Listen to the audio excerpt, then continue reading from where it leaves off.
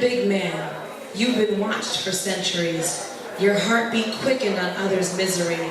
Your mirrored reflection has been growing uncontainable, rapid, and stifling against the walls of space. You've shifted your continents and transformed so much you don't even recognize your own face.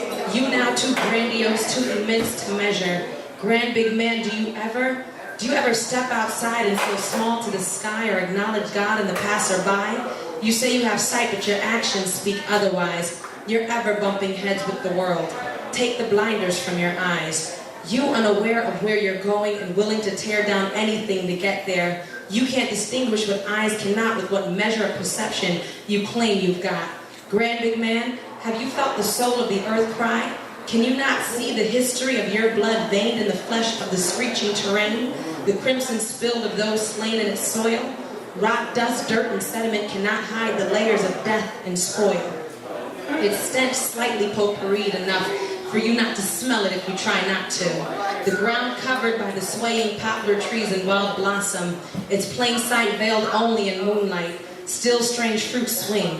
Still bloodlines sing on a song deeper than a trail of tears. Stronger than Negro spirituals cried in vast fields fluffed as soft as cotton and pillow where no head find rest. And sun beat down upon crown and chest. It sings a song deeper than massacres of indigenous givers fooled. Senses have become dull to it. Ears have gone deaf to it. How soon we try to forget. Grand big man, do you not see once bright, now burgundy, rotted and stench-filled rivers of blood yet run red? And the bluest of moon now cannot hide the dead if you seek to find them? Kingdoms, centuries, ancient history, cycle of day ever to become midnight war. Those who seek to have and cannot ever living to fight. Every bright day finding its darkest point at night, and over into infinity it ever shall be. The earth cries for the lies that you've told your children. Ages of untruths passed down through Scott-like oral tradition.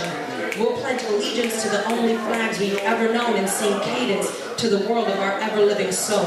Declaration to a nation born of our own bone.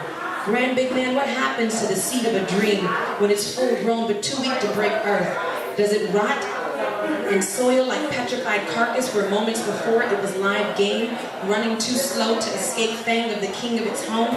Fit survive, weak surrender in our house to do jigs for pennies thrown. We grand big men sing cadence to our ever-living soul and lay just beneath the surface like that seed full grown but refusing to break earth, bamboozled to believe that while in dirt we are still king upon throne. Grand big man, you may have grown deaf to it, but still the land cries for you. You who found glory in others' misery, because yours is rooted far too deep, so deep that it's been lost, hiding between that rock and hard place and crying to be found, dying to be acknowledged. The stain of blood runs deep for you too. It's mixed centuries thick of your own blood also.